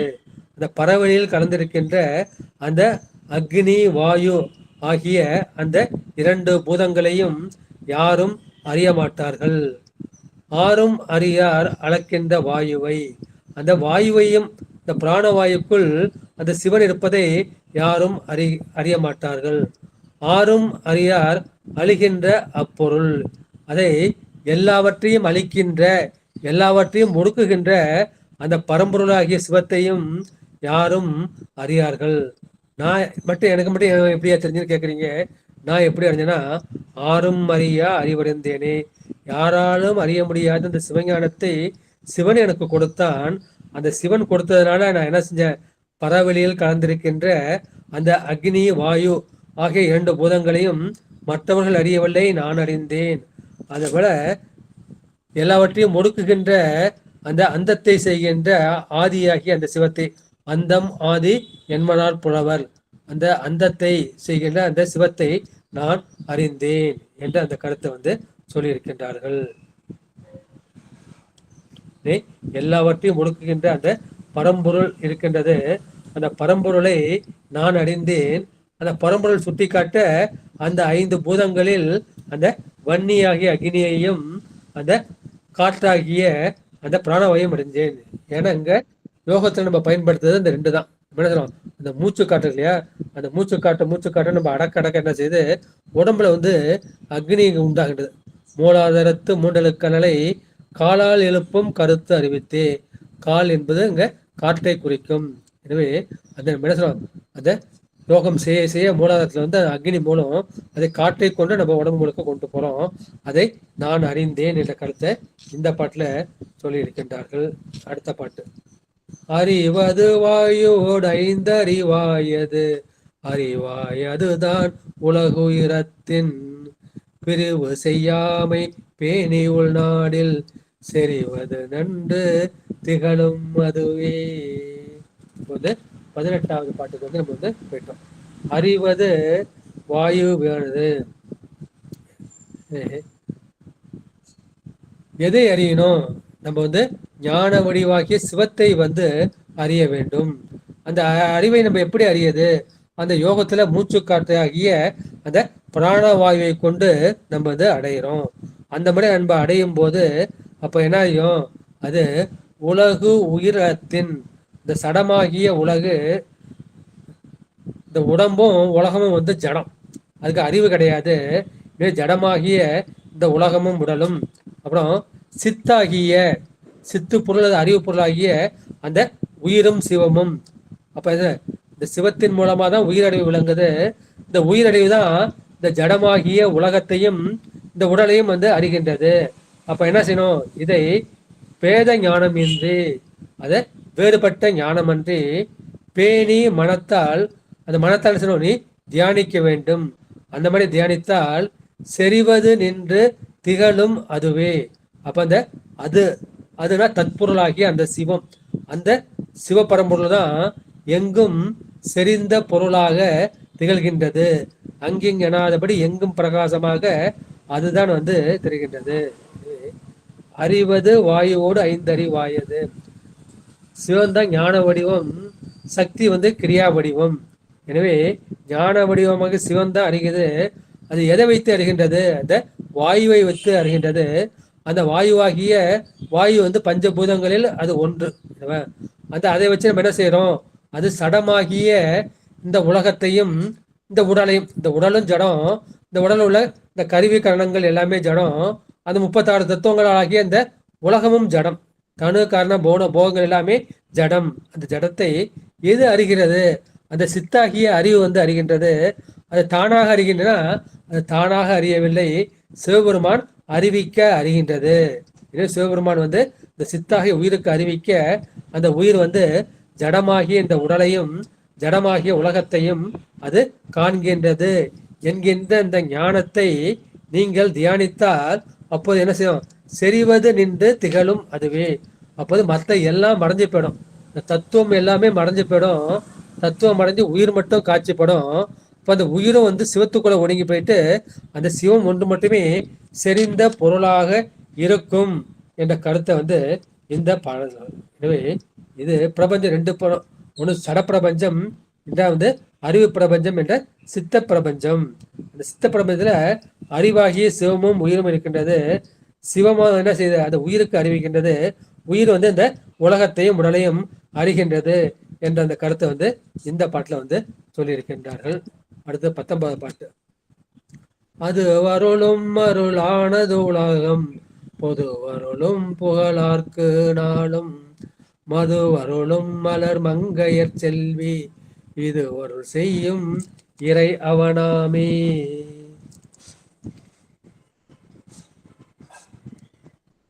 இந்த உலகமும் அது அருளும் மருளானது உலகம். இந்த உலகம் வந்து மயக்கத்தை தரக்கூடியது. மயக்கத்தை தரக்கூடிய இந்த உலகமும் அப்ப என்ன செய்யும்? அதை அறிவிக்கின்ற பொருளாகின்ற அந்த சிவமும் அது வருளும். இந்த சிவபெருமான் வந்து அருள் புரிகின்றார். அப்போது எனக்கு இந்த உலக மருள் நீங்கி எனக்கு என்ன செய்யுது?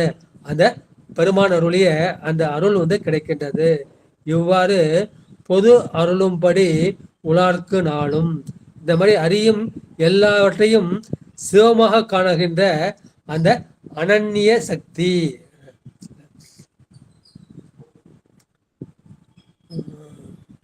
ஐம்புல வேடனில் வளர்ந்தனை அயர்ந்து தம்முதல் உருவமாய் உணர்த்த விட்டு தவத்தில் உணர்த்த விட்டு அந்நியம் இன்மையின் அரண்கடல் செல்லுமே. அந்நியமின்மை அப்படின்னா பெருமான் வேறு அந்த உயிர் வேறுன்னு கிடையாது. அந்த அந்நியம் கிடையாது. ரெண்டு வந்து வேறுபட்ட பொருள் கிடையாது. ரெண்டும் என்ன செய்யுது? அது ஒன்றானது. அதான் வந்து அனன்யம். அந்த அனன்யமாக எல்லாவற்றையும் சிவமாக காணக்கூடிய அந்த ஞானியருக்கு மங்கையர் செல்வி, அந்த மங்கையர் செல்வியாகிய அந்த பராசக்தி இது ஒருள் செய்யும் இறைவனும் ஆமே. பராசக்தி என்ன செய்வா? உனக்கு வந்து அந்த அமுதத்தை கொடுப்பாள். அதுக்கு அடையாம தான் அம்பாள் கீழே வந்து அமுத கலசம் வந்து இருக்கும். அந்த அமுதம் அளிப்பாள். எனது இறைவன் தான் அம்பாள் மூலமாக கொடுக்கின்றான் என்று மறுபடியும் இந்த பாட்டை வந்து படிச்சுட்டேன். அது அருளும் மருளானது இந்த உலகம். இந்த மயக்கத்தை செய்யக்கூடிய இந்த உலகத்தை இது மயக்கம் செய்யக்கூடியது என்று பெருமான் வந்து அருள்கின்றார். அந்த அருள் செய்ததால எனக்கு அந்த மயக்கம் நீங்கி எனக்கு தெளிவு உண்டானது. அந்த தெளிவையும் பெருமான் தான் கொடுத்தார். அந்த மாதிரி தெளிவு வந்த பிறகு நான் என்ன பண்ணேன்? நான் பார்க்கறது எல்லாத்தையுமே நான் சிவமாக பார்த்தேன். ஏன்ட்டா என்கிட்ட அந்த அனன்ய புக்தி, அந்நியம் இல்லாத புக்தி வந்து வந்துடுச்சு. பரஞானத்தால் பரத்தை தரிசித்தோர் பரமே பார்த்திருப்பார். எனவே இந்த பரஞானம் வந்துட்டா நீ எதை பார்த்தாலும் உனக்கு சிவமாக தான் காட்சி கொடுக்கும். எல்லாத்தையும் நான் சிவரூபமாக பார்க்கிறேன் அப்படிங்கிறப்ப அந்த மாதிரி அந்த அருளை யார் கொடுத்தா? அந்த திருவுருளாகி அந்த மங்கையர் செல்வி தான் கொடுத்தாங்க. அது எப்படி கொடுத்தாங்க? அந்த அந்த அருள் அமுதம் என்கின்ற அந்த அமுதத்தின் மூலமாக அந்த அமுதமாகிய சிவஞானத்தை அம்பாள் எனக்கு கொடுத்தாள் என்ற அந்த கருத்தை வந்து சொல்ற. மங்கையர் செல்வி என்பது பராசக்தியை குறிக்கும். மது என்பதை அந்த அமுதத்தை வந்து குறிக்கும். எனவே இறைவன் வந்து அந்த அருளை திருவுருளை அம்பாளிடம் கொடுக்க, அம்பாள் எனக்கு கொடுக்க, அம்பாள் வந்து என்ன என்னை சிவனிடம் கூட்டி சென்று என்னை சிவமாக மாற்றி விட்டால், நான் சிவமாக மாறினதால நான் பார்க்கறது எல்லாமே எனக்கு சிவமாக தெரிந்தது என்ற கருத்தை வந்து இந்த பாட்டில் வந்து சொல்லியிருக்கின்றார். அடுத்த நிறைவு பாடல்.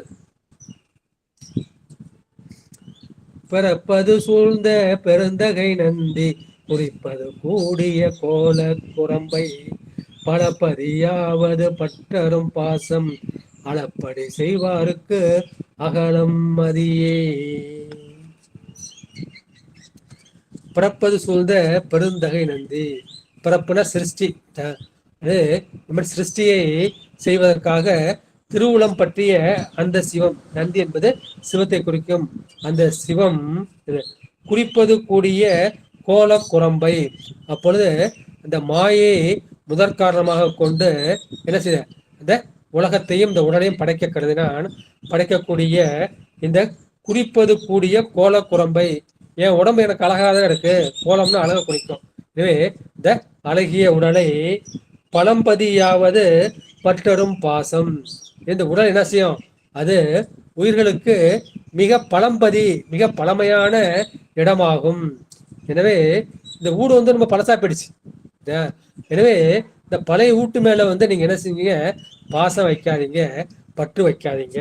பழம்பதியாவது பற்றரும் பாசம். எனவே இந்த மேல நீங்க வந்து பாசம் பற்றினை நீங்கள் வைக்காமல் நீங்குங்கள்.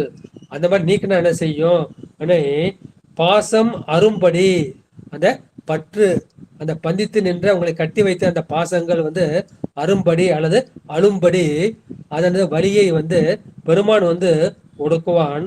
ஒடுக்குனா உங்களுக்கு மதியாகிய அந்த ஞானம் வந்து பெருகும். எனவே கோல குரம்பை பழம்பதி. இந்த உடம்பு வந்து பழசாயிடுச்சு, 70 வயசு ஆயிடுச்சு, எனவே யாக்கை வந்து நிலைக்காது. எனவே என்ன செய்யணும், இது வரைக்கும் வினை போகத்தை நுகர்ந்தது, இனிமே என்ன செய்யணும், இதுக்கு மேலேயே நான் என்ன பண்ணுவோம், இது மேல பாசம் வைக்கக்கூடாது. அந்த பற்றினை வந்து நான் அறுக்க வேண்டும். அந்த மாதிரி பற்று அறுத்தால் அந்த பற்றுக்கு காரணமாகிய பாசங்கள் வந்து விலகும்.